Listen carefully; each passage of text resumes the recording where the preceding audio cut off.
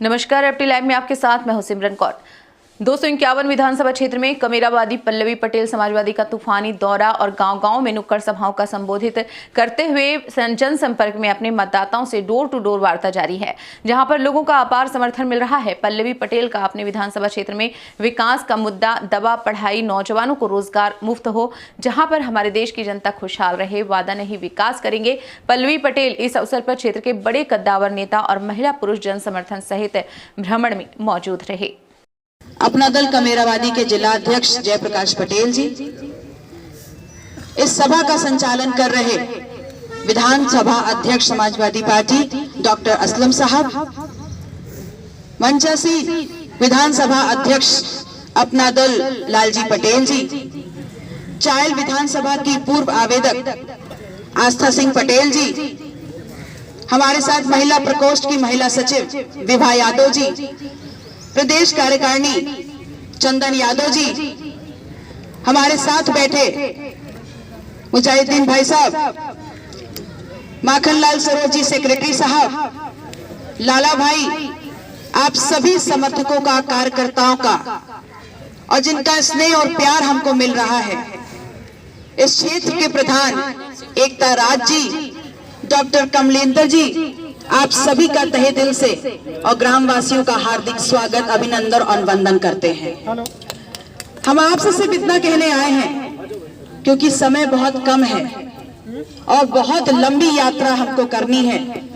आपसे सिर्फ इतना कहना आए हैं कि ये लड़ाई सत्ता में सिर्फ स्थापित होने की नहीं है, ये लड़ाई हमारे जिंदा होने की है, हमारे होने की है और हमारे भविष्य की है। कहा जाता है, और डॉक्टर सोनेलाल पटेल जी जिनकी विचारधारा को लेकर के हम सब हर क्षेत्र में चलने का काम कर रहे हैं, वो हमेशा कहते थे कि मुर्दा कौमें ही ऐसे पड़ी रहती हैं, जो जिंदा कौमें होती हैं वो बदलाव कर देती हैं। तो मेरा ये मानना है कि जो लोग मेरे सामने खड़े हैं, अगर वो इस देश के कमेरा समाज है और अपनी मेहनत से धरती का सीना चीर करके अगर फैसल पैदा कर सकते हैं, अगर रोज काम कर इस देश का खजाना भरने का काम कर सकते हैं, तो यही इस देश का कमेरा समाज वो जिंदा कौम का एक हिस्सा है जो जब चाहे सत्ता पलट कर सकता है। मैं आप लोगों से कहना चाहती हूँ कि अपने आसपास की स्थितियां देखिए। आज ना हमारी जेब में पैसा है, ना हमारे बच्चों के लिए पढ़ाई है, ना हमारे नौजवान के हाथ में रोजगार है और ना हमारी थाली में निवाला है। तो किसका है ये देश? जब हमारे लिए सरकारें नहीं हैं, जब हमारे लिए नौकरियां नहीं हैं, जब हमारे लिए खाना नहीं है, जब हमारे लिए पढ़ाई, दवाई और सुरक्षा नहीं है, तो फिर इस देश को चला कौन रहा है और इस देश का मालिक कौन है? आप लोगों से कहना चाहती हूँ कि याद रखिए, हमारी लड़ाई सांसद विधायक की नहीं है, हमारी लड़ाई सामाजिक न्याय को उत्तर प्रदेश की लखनऊ की कुर्सी पर स्थापित करने की है। हम ये विश्वास रखते हैं कि जिसकी है जितनी संख्या भारी, उसकी है उतनी हिस्सेदारी, और जिसकी है जितनी हिस्सेदारी इस प्रदेश के विकास में है, उसकी उतनी जिम्मेदारी। हम हर समाज को नेतृत्व देना चाहते हैं, हम हर समाज को आगे बढ़ाना चाहते हैं और ये सुनिश्चित करना चाहते हैं कि अगर बच्चा घर की दहलीज से बाहर निकले तो उसके पास अच्छा स्कूल हो, अगर पढ़ लिख के नौजवान कॉलेज से डिग्री लेके निकले तो उसके पास अच्छे रोजगार हो, अगर घर में कोई बूढ़ा बीमार है तो उसके पास दवाई के साधन हो, और अगर हम फसल लेके वहां जाते हैं बाजार में तो हमारे पास उसका दाम मिलने के बाद लबालब भरी हुई जेब हो।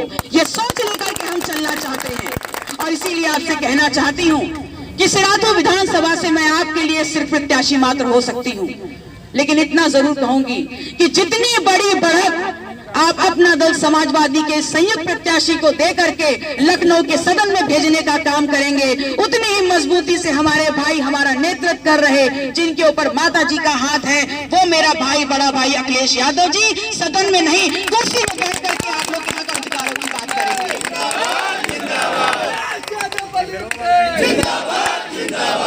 आरक्षण के नाम पे हमसे धोखा है। ये बताइए, जब तमाम सरकारी कंपनियां बिक जाएंगी, सरकारी संस्थान बिक जाएंगे, तो क्या आपके पास सरकारी नौकरियां रह जाएंगी? अगर सरकारी तो आरक्षण की बात कैसे होगी। इनकी आदत है कि ये नाक कभी ऐसे नहीं पकड़ते, घुमा के पकड़ते हैं। इसलिए सरकारी संस्थानों को बेच रहे हैं, ताकि सरकारी संस्थान अगर बिक जाएंगे तो आरक्षण सिर्फ कागजों पे रह जाएगा और आप चिल्लाते रहिए।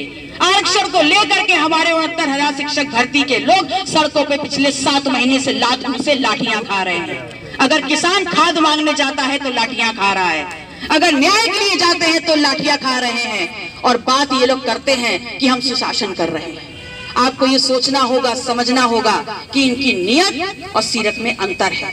ये आपके लिए कुछ करना नहीं चाहते हैं, लेकिन सिर्फ चुनावी जुमले देना चाहते हैं।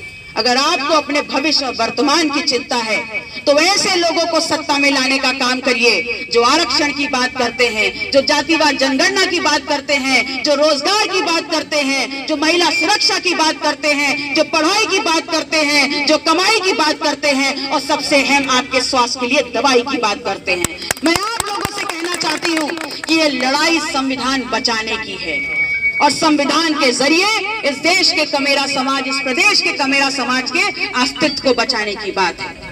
मैं आप लोगों का बहुत अधिक समय नहीं लूंगी, लेकिन इतना जरूर कहूंगी, याद रखिएगा कि वक्त को समझना समझदारी है, लेकिन वक्त पर समझना जिम्मेदारी है। अपनी जिम्मेदारी निभा दीजिएगा और अपना दल कमेरावादी को हर क्षेत्र से इतनी ज्यादा तादाद में वोट दे करके हमको सदन में भेजने का काम करिएगा कि इस बार जब सदन गूंजे तो गूंजे पिछड़ों की आवाज से, जब इस बार सदन गूंजे तो गूंजे कमेरों की आवाज से, जब इस बार सदन गूंजे तो गूंजे बहुजन की आवाज से, जब इस बार बात हो तो बहुजनों की बात हो, कमेरा की बात हो, सबसे ज्यादा जिनकी संख्या है उनकी बात हो। मैं अपनी बातों को समाप्त करती हूँ।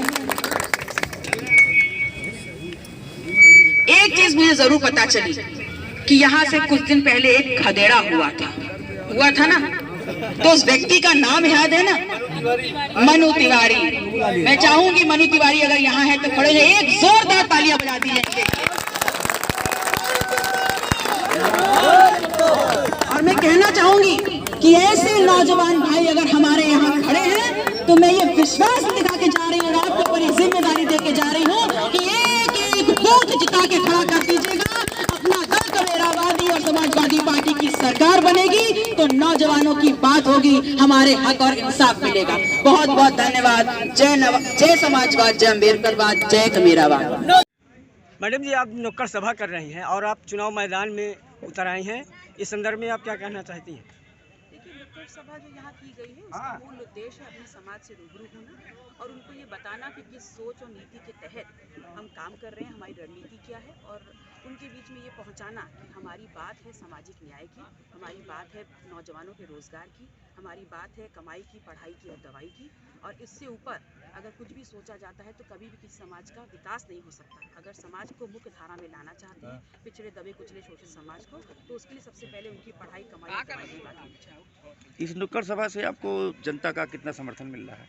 देखिए, मैं सिराथू की बहू हूँ और ऐसे में मुझे अपने परिवार से बहुत सम्मान प्यार प्राप्त हुआ है, और जब मैं अपनी जिम्मेदारी समाज के प्रति निभाने के लिए समाज के बीच में उतरी तो मुझे समाज हाथों हाथ ले रहा है, और जो ऊर्जा का संचार मुझे दिन पर दिन मिल रहा है उससे निसंदेह मैं ये तो जरूर कह सकती हूँ कि एक बड़ा बदलाव सिराथू में होने वाला है। आप यहाँ से जीत करके जाएंगे तो सर्वप्रथम पहला कौन सा मुद्दा रहेगा आपका विकास का?